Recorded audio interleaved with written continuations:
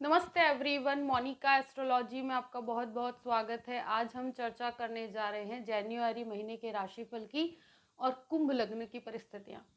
देखिए, कुंभ लग्न वालों के लिए ये महीने में किस तरह की परिस्थितियां हैं और कैसे अपने पूरे ही महीने को प्लान करना है, ये आज हम जानने की कोशिश करेंगे। देखिए, कुंभ लग्न में लग्न के अंदर ही गुरु स्थित है और लग्न का स्वामी खुद से 12th हाउस में 12वें घर में चल रहा है। मंगल जो है वो एक दृष्टि से 16 तारीख तक आपके लग्न को देख रहा है। ये जो परिस्थितियां हैं जहां पर लग्न का स्वामी खुद 12th हाउस में बुध के साथ है शुरू के 14 दिन, उसके बाद सूर्य उसके साथ आ जाएगा। तो लग्नेश का 12th हाउस में जाना प्लस जुपिटर का लग्न में होना, उसके साथ मंगल की दृष्टि होना। देखिए, शुरुआत के जो 14-15 दिन का समय है, अगर कोई महत्वपूर्ण कार्य करना चाहते हैं तो उसके लिए ये शुरुआत के 15 दिन ज़्यादा इम्पोर्टेंट होते हैं। क्योंकि देखो, मंगल की ऊर्जा आपके लग्न को प्राप्त हो रही है, गुरु खुद अंदर लग्न में स्थित है, मगर लग्नेश का 12th हाउस में जाने के कारण ये एक ऐसी स्थिति होती है कि जब भी लग्नेश 12th में है, बुध के साथ है, मैनेजर लेवल पे कोई कार्य करते हैं, आप मैनेजमेंट का कार्य बहुत अच्छे से कर सकते हैं। मगर 12वां घर होता है वो इंसान को काफ़ी असंतुष्टि देता है। इन अंदर से वो व्यक्ति को एक निराशावादी एटीट्यूड बना रहता है। तो ये चीज़ आपको महसूस होती होगी कि कोई भी कार्य भले बनता भी हो तो भी अंदर एक तरह से आपको ऐसा महसूस होता है कि आपको काफ़ी डिटैच्ड महसूस होता है। प्लस देखिए, 14 तारीख तक का समय महत्वपूर्ण निर्णयों के लिए अच्छा है।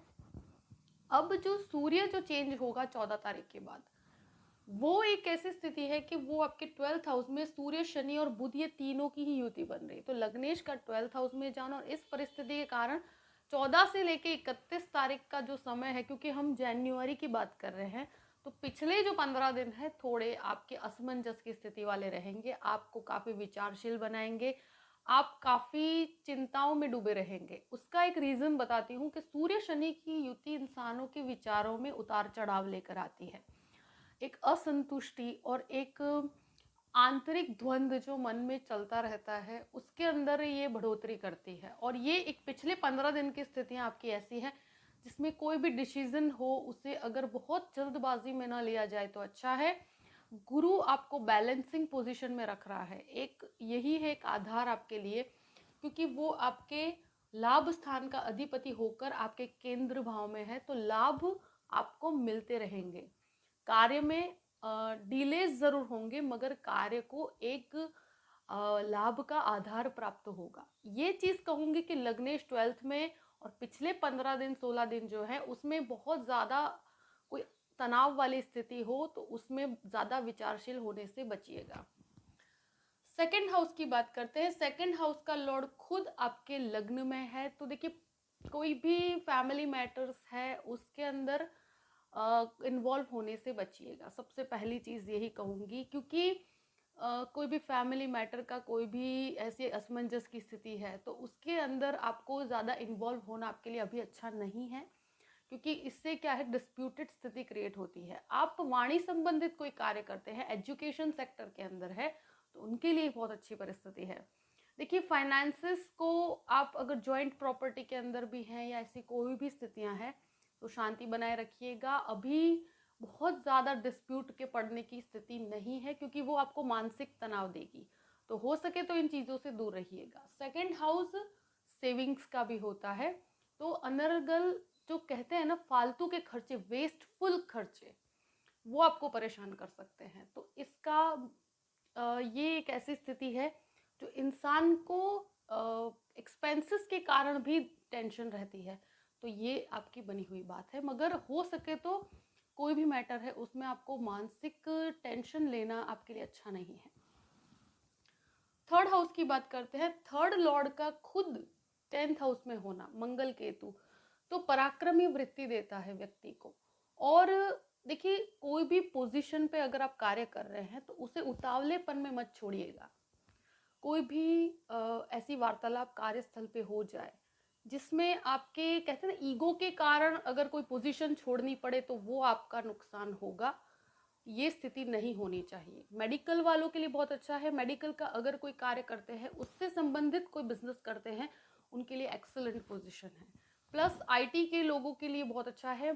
ये मंगल केतु का योग एक तरह से आपको कंस्ट्रक्शन के अंदर कोई मटेरियल का काम करते हैं उसकी प्लानिंग में काफ़ी मदद करता है। तो आपको प्रॉपर्टी का कोई भी मैटर है उसके अंदर आप कोई भी कार्य करते हैं, कमीशन संबंधित कोई कार्य करते हैं, तो उनके लिए बहुत अच्छी परिस्थिति है। देखिए, 4th हाउस की बात करते हैं। राहु, देखिए सबसे बड़ी चीज़ है, राहु आपके जो 4th हाउस में है, मंगल 16 दिन तक वो राहु को देखेगा।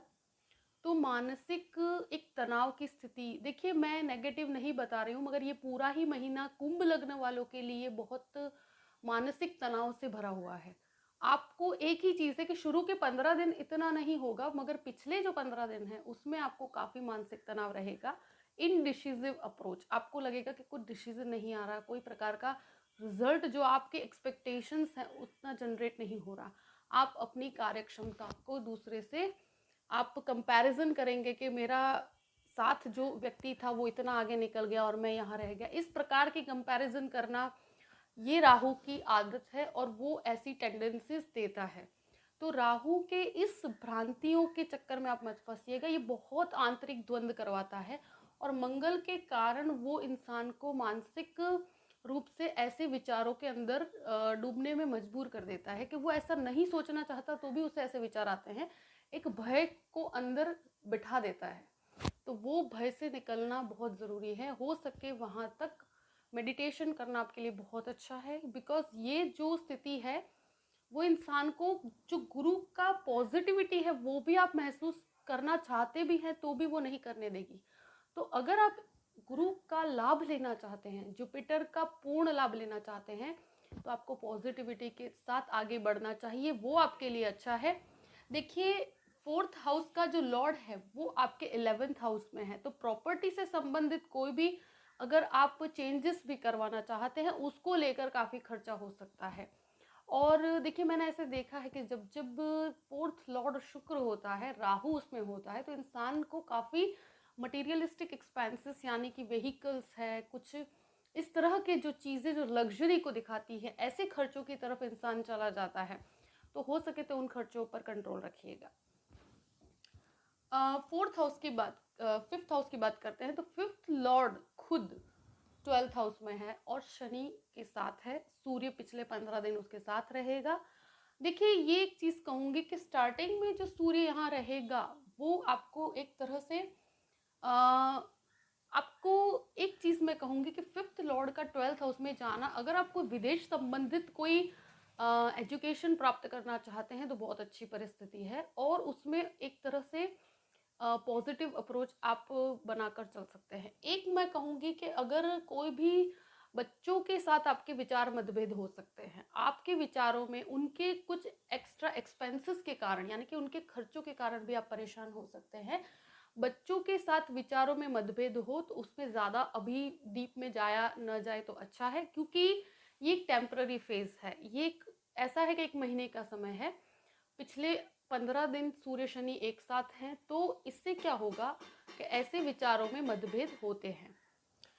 देखिए, ये जो 5th लॉर्ड का 12th हाउस में जाना, आपको अगर कोई भी प्रकार की LLB या इस तरह का लॉ का एजुकेशन लेना चाहते हैं तो उनके लिए बहुत अच्छी स्थिति है। अभी कोई भी इस प्रकार का कहते हैं ना कि शेयर मार्केट है या स्पेक्युलेटिव एक्टिविटी अगर करते हैं आप, तो उसमें बहुत ज़्यादा एक्सपेक्ट नहीं कर सकते। आपको ऐसी इच्छा ज़रूर होगी, मगर at the end of the day वो आपके 12th हाउस में शनि और सूर्य की युति होने के कारण वो खर्चों में परिवर्तित हो जाएगा। तो हो सके तो इन चीज़ों से दूर रहिएगा। और संतान प्राप्ति अगर कोई करना चाहते हैं तो मैं यही कहूँगी कि ट्रैवलिंग को अवॉइड किया जाए तो अच्छा है।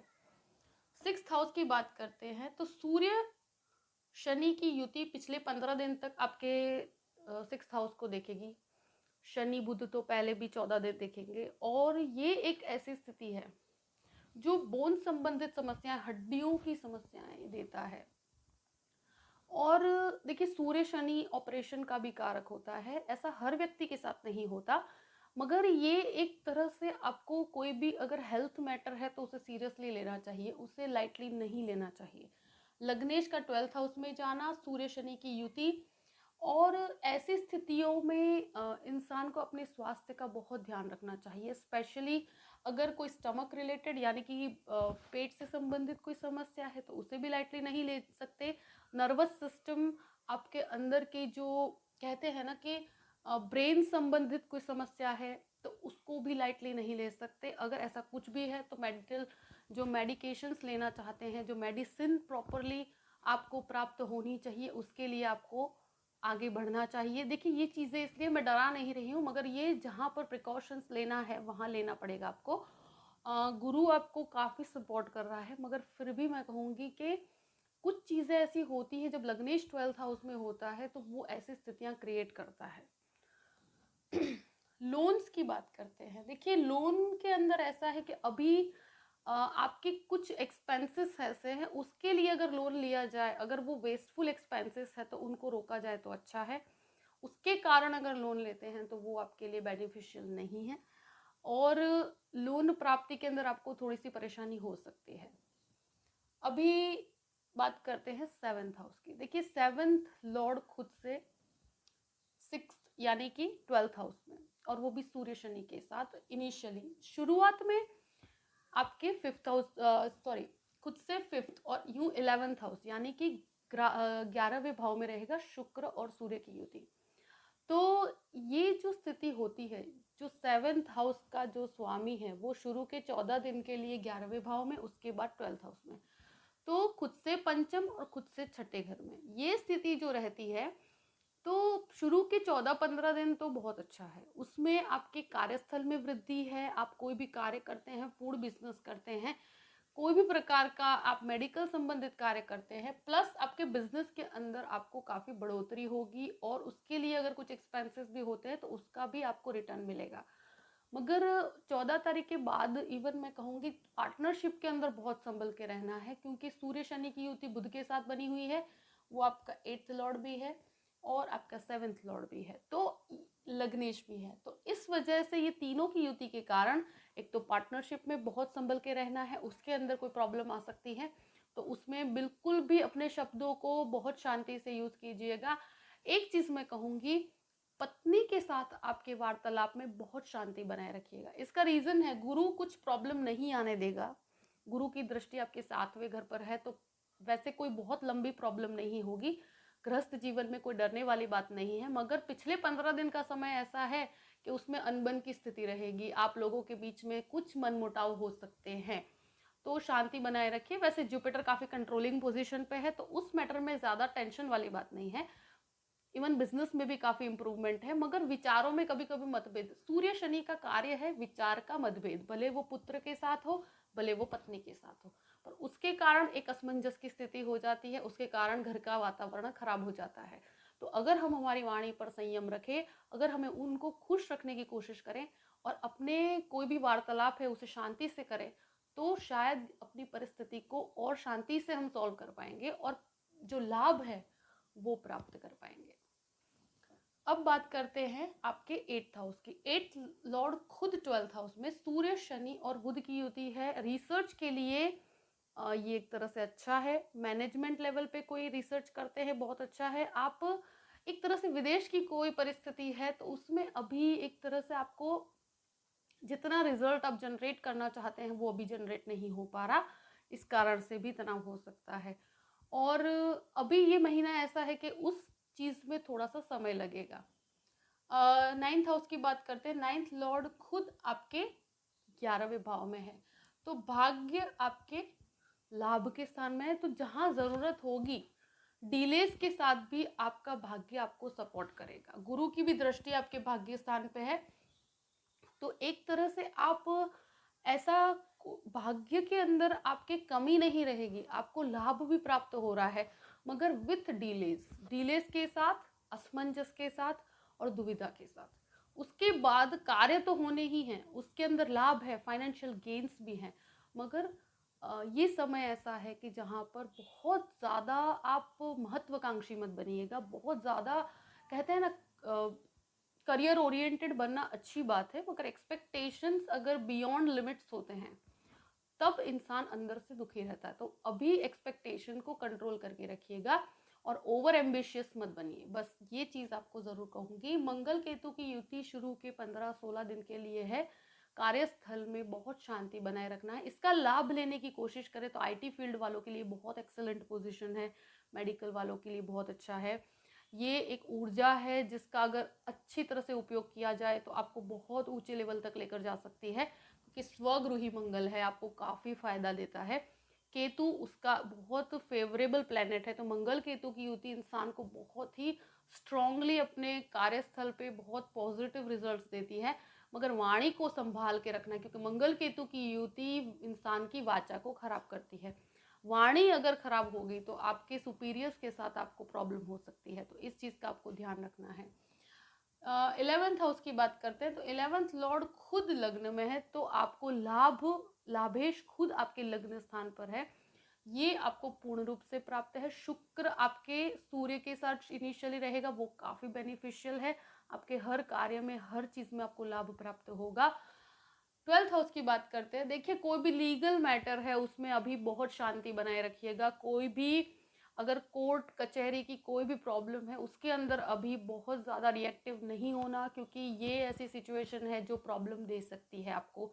अभी उसमें बहुत ज़्यादा कहते हैं डिस्प्यूट मत करिएगा। अगर कोर्ट कचहरी का कोई भी मैटर है तो बहुत शांति रखना है, प्लस एक्सपेंसेस पे कंट्रोल रखना है। विदेश के कार्य में थोड़ा सा आपके अभी वो परिस्थिति नहीं कि आपको एकदम से रिजल्ट प्राप्त हो, तो शांति बनाए रखिएगा। अगर डिसीजन मेकिंग में या आपके कार्य में डिलेज होते हैं तो उसमें आपको बहुत ज़्यादा स्ट्रेस लेने की जरूरत नहीं, क्योंकि ये सूर्य शनि 12th हाउस में स्ट्रेस देता है, बोन संबंधित समस्याएं देता है, नर्वस सिस्टम को खराब करता है। तो ये एक ऐसी स्थिति है कि आपको बहुत ज़्यादा विचारशील बना देती है। तो पिछले 15 दिन आपको विचारशील अगर ऐसा हो तो प्राणायाम कीजिए, क्योंकि इसके अलावा आपको स्ट्रेस को कंट्रोल करके रखना है, वही आपको पिछले 15 दिन ध्यान रखना है।